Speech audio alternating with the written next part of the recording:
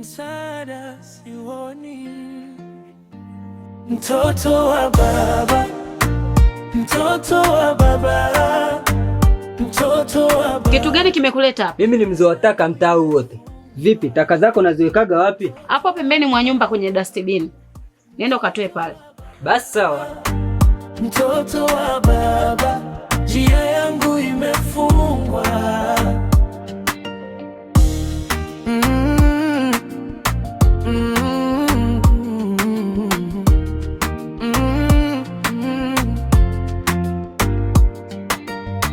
Kuna muda nahisi. Vipi Rukuga?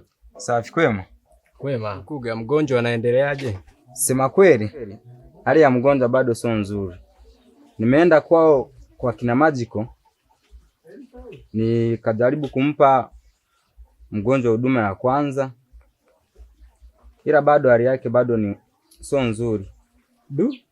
Sema na yule mdada alivyo mzuri. Maskini. Sijui aliyemfanyia yoyote ni nani. Ila yule jamaa ningemjua walai. Ningehakikisha namchinjilia mbali. Ndio hivyo mzee. Lakini mlimpatapateje? Ilikuwa ni story ndefu mzee. Lakini yule binti nilivyomuona anahitaji msaada sana. Na mama Magical anavyomchukulia sasa. Ila asipomuua ana Mungu wake. Kaka. Anaanzaje kumuua? Usichokijua, Magical anamudu sana mama yake. Ngoja tuone. Mara huyu ndiye baba ambaye simjui, hata damu haziendani. Umenitenga na wangu kaka, umenipa kivuli, future yangu sioni, mana ndoto zangu zishazimwa, hazisimami tena.